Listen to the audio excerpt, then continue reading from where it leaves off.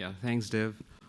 So I'm here to present TROLLMAGNIFIER, which is a tool that we built which detects state-sponsored troll accounts on Reddit.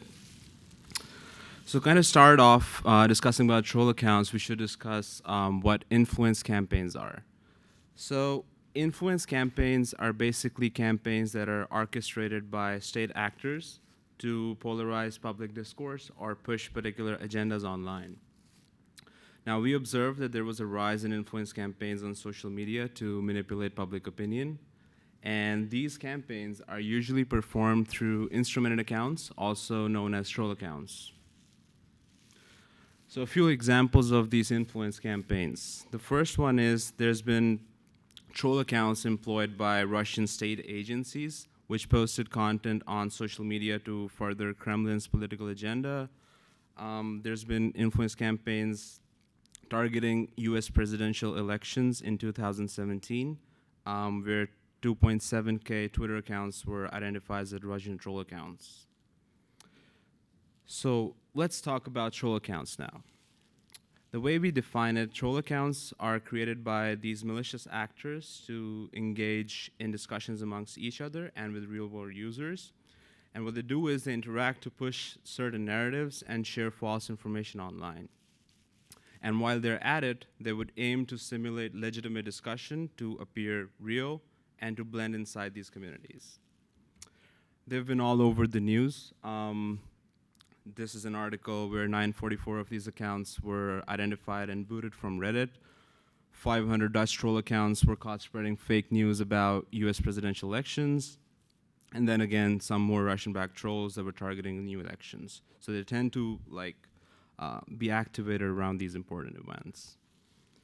So how are these accounts currently identified? Well, in past research, troll accounts are different from normal malicious activity and bots in that they're controlled manually by humans, and they do not show strict synchronization patterns that are typical of automated activity. So they would, and they're also more similar to regular users because these state actors would make these accounts and control them manually and try to push these agendas and appear real, as I discussed before. So the past research about mass-created fake accounts cannot work on this. So typically, Reddit, as I discussed before, and some social networks have identified these troll accounts via ad hoc analysis, but we lack good automated techniques to find these accounts. So we start off with our two research goals. We want to automatically detect these accounts, and we want to enable content moderation so these accounts can be flagged. So how do we detect them? Well, the key is in interaction patterns, as we observed, that these accounts show loose coordination patterns. So what they would do is troll accounts that belong to the same campaign would often reply to one another, and they would follow up to discussions started by other troll accounts to appear real and keep the discussion alive. And as researchers, we can learn these interaction patterns and leverage them for automated detection. So we start off by using this data set of 335 Russian-sponsored troll accounts, which were identified on Reddit, and they were active between 2015 and 2018. They had around 7,000 comments in total and around 14,000 submissions. Submissions are basically posts on Reddit, like the main post that people make, and then others can comment under it. So we started off with the premise that do these troll accounts interact with each other more than regular accounts? We wanted proof for it. So we compared the activity of these troll accounts with random users that were active on the same subreddits as these accounts were. And our very first finding was that these troll accounts are indeed more likely to comment on posts that were started by other troll accounts as compared to random users. They would be more likely to comment on the same posts at other troll accounts than random users are. And they would also be very likely to share two posts with the same titles. So they would take these posts and repost them all over Reddit in different subreddits and stuff like that. And when compared with random accounts on the same subreddits. So yeah, so now we have an idea. These accounts do indeed show these interaction patterns, and we can leverage these to distinguish them from regular accounts. So now I would like to present our system, which is the troll magnifier. Here's the entire pipeline for it, but we should break it down step by step. So the first step is pre-filtering. and it takes two input streams. One, a seed data set, and two, a bigger data set to find more troll accounts from. So in this case, we use the seed data set of 335 Russian trolls. As I mentioned earlier, we use the same data set, but really we could use any data set to learn these patterns and find more of these accounts. And for the Reddit data, we feed it all the comments and submissions from 2005 to 2020. There's a public archive from PushShift that we use. And from those accounts, the entire data, we filter out accounts that A, commented on a troll account submission before, or made a submission with the same title as a troll account. This gives us a small data set smaller data set to work on to find more potential trolls from.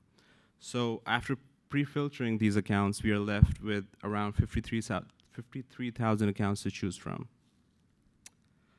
The next step is building these threads. So in Reddit, if some of you are unfamiliar with it, there's a submission, as I said before, and then people can comment under it, and each comment can have multiple comments. So the data set that we have was raw JSON, so these linkages were missing, but they had their IDs. So in this step, TROLLMAGNIFIER would recreate this original thread structure to perform additional analysis.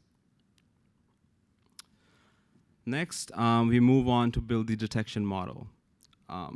Some highlights from our preliminary analysis, which is a part of building the model as well, that these troll accounts are created in waves too. So they would, on same date, we would find multiple accounts being created, and they would target specific subreddits. They tend to delete some of their comments and submissions after the fact to remove any history of their activities. And then we found instances of these troll accounts, as I discussed before, directly replying to each other on different subreddits to simulate a discussion. So these are some of the findings that we have. But we put all of these together in a feature list for an account to train our classifiers. The first three deal more with account information, so how many comments has an account made, how many submissions does it have, and the age of the account. And then there's a list of features that are more related to interaction with troll accounts. So for example, the fraction of submissions that it has with the same title as a troll account, the fraction of comments on submissions that other troll accounts commented on, which makes it easier to see if they follow the same patterns. So with this feature list, we move on to train our classifier. We perform supervised learning, learning the typical behavior of these known trolls and finding more that behave the same way. We perform tenfold cross-validation, and random forest classifier seems to perform the best on our data set. And when we run it in the wild, we find 1248 potential troll accounts from the 53,000 data set. So next step is validation. Now validation for this is tricky because there is no way to know for sure if an account is a troll. We shared our results with Reddit, but we haven't heard back from them. So we kind of use proxy ways to go about validating these accounts. So there are two ways we go about it, account level and group level. Let's discuss account level first. So for each of these accounts, we would check if they're active on Reddit. So whether they have been deleted or not. Now, deleted in this sense would be whether they got involved in some malicious activity and got deleted or suspended from Reddit, which raises the chance of that account being malicious or be flagged for some reason. We found that 298 of these accounts have been suspended or deleted as of now. And then we checked if they have any deleted messages. So we found that 3 or 4 of these accounts deleted some of their comments or submissions, which is, as we discussed before, something that troll accounts do. They would delete their comments and submissions after the fact. And then there's creation date analysis. So this pertains to we see how many of these accounts were created on the same date as a known troll. So we found 66 of them being created on the same day as a known troll account. And then we get a bit broader. We would see the topics that they discussed. We found that 359 of these accounts posted a comment or a post that contained one of the top 10 keywords that the troll accounts were using, the known troll accounts. So all in all, 824 of these accounts satisfied at least one of the four conditions, which is like 66% of the data set of potential trolls. So next up is group level validation. So we want to see as a group how these accounts were interacting to potentially see if they're actually trolls, validate them. So the first way we go about it is by language analysis. So we found that crypto is a very popular word that these troll accounts would use. So we trained 3 word-to-vec models, one on the known troll accounts, the second one on these detected trolls, and the third one on the non-trolls, the rest of the 53,000. And we construct a graph of words that were related to crypto for each model, and then we identify communities in it using the Luvian community detection algorithm, which basically identifies in colors these in the same way in the visualizations I'll show you on the next slide. But all in all, we find that the known trolls and the detected trolls have much more words in common, which we have kind of made bigger, tried to make bigger. I don't know if you guys can see. The first, on the leftmost side, is the graph for crypto for known trolls.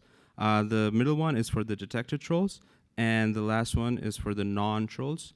The words highlighted are the words in common with the known trolls, and we found that not only do detected trolls and known trolls have much more words in common, the non-trolls have a very different language than these troll accounts. They would discuss the crypto in a very generic sense, whereas the languages of the trolls is much more generic, much more informal, and sometimes inflammatory. Next up is the time series evaluation. So again, we plot the time series for these 3 data sets, the known trolls, the non-trolls, and the detected trolls, to see kind of any coordination patterns that we would observe. So we find that they do indeed show synchronization, the detected trolls and the known trolls, and bursty activity, whereas for non-trolls, they are much more uniform. Here's the left graph is for the comments. The peak at the 2018 mark is a coordination pattern that we found for the detected and the known trolls. And for the submissions as well, we found that the correlation and lag is much less for the known and detected trolls, which means that they do indeed have a higher synchronization as compared to the accounts that were not flagged as trolls by our system. So once we have all of this, we kind of go over and see if we can find something interesting in, as case studies to show how these accounts were acting and what they were talking about. So the first thing that we observed is these accounts would manufacture conflict. So they would go up in teams of 2 and 3, and they would try to create conflict and controversy on different topics. So in this example, there's 3 accounts of interest. Men_like, which is a known troll account, which was publicly identified by Reddit. There's a troll1, which we detected, so it's blurred out for privacy reasons. And there's another account which was deleted by its owner. So in this thread, the troll1, the detected troll would first shame the Turkish military, and then men_like, which is a detected, non-troll, would say that Turkish people are not to be trusted at all. Sorry if there's any Turks here, no mean offense. And then the now deleted account would accuse men_like of racism. This is textbook controversy. They would just throw back and forth and try to create, conflict in these subreddits and key topics. The next thing, so as I discussed before, these accounts want to appear legitimate. They don't want to be flagged as trolls. So they would post content that is not related to their primary purpose. So we found 3 accounts posting amusing pictures of dogs to look more legitimate and blend into the Reddit community. The leftmost is by a known troll, and the other 2, which are their posters are blurred out again, are by detected trolls through our system. So these would post cute dog pictures, memes, and jokes to look more real and hide their actual agendas. So, what are the takeaways? Well, the first thing we find is these troll accounts show loose coordination patterns. They often interact with each other to push specific narratives. We find 1248 of these potential troll accounts in the wild. We all in all provide an automated mechanism to detect these accounts, and we believe that our system can serve as a blueprint for practitioners to build production level detection systems. But as in all work, we have our limitations. So the first one is that we do require a set of known trolls to start off with, and we do not have definite proof of these detected accounts to be actual trolls. But in future, we have a couple of interesting ideas that it would be interesting to investigate behavioral features that are independent of the specific campaign that these troll accounts belong to. And researchers should use ground truth to investigate whether our system can generalize to additional influence campaigns. And it would be also interesting to look at the actual narratives being pushed by troll accounts. We did go over a bit in how they work and operate, but it would be interesting to, in a broader way, analyze these strategies employed by these accounts and how they interact with each other to spread a particular narrative. So yeah, that's all from my side. Thank you very much.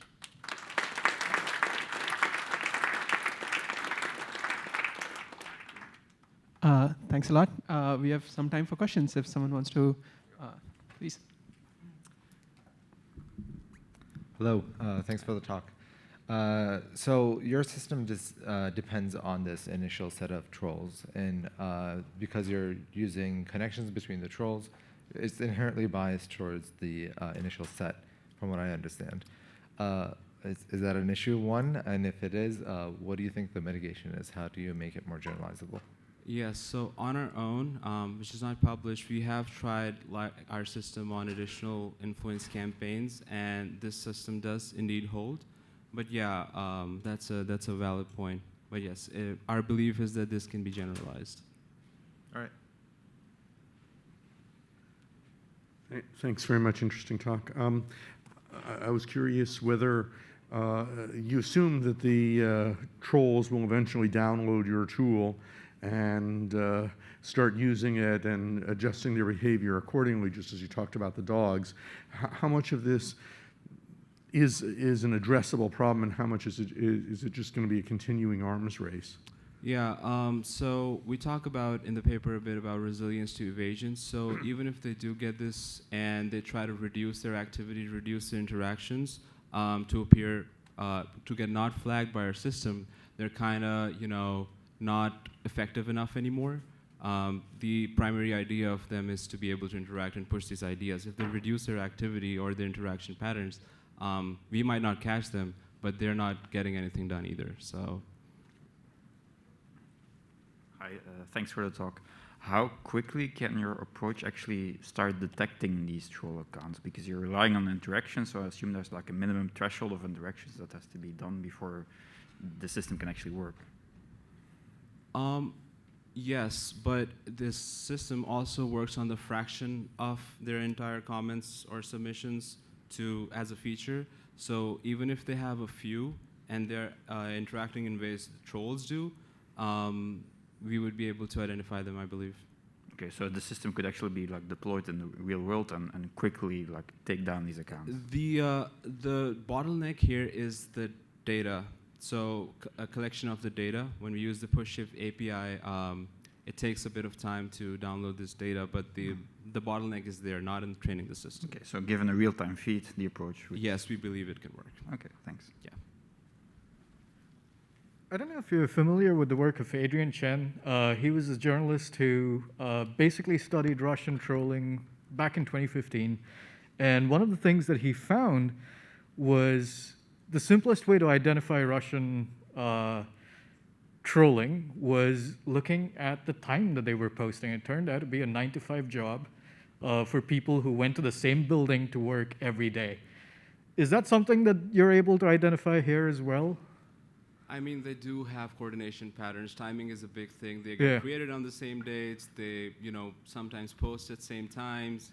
timing is definitely a big factor in the way these accounts operate, yes. I wonder if you got help from Reddit and got perhaps these IP addresses, could you just Yeah. geolocate them to a building? Because that's what he found. Yes, yes. Reddit Yeah. obviously has much more data than we Yeah. do, much more information, and that's why we contacted them in the first place. Haven't heard back yet, Got it. but yeah. Yeah, fascinating stuff. Thank you so much. All right, let's thank the speaker again.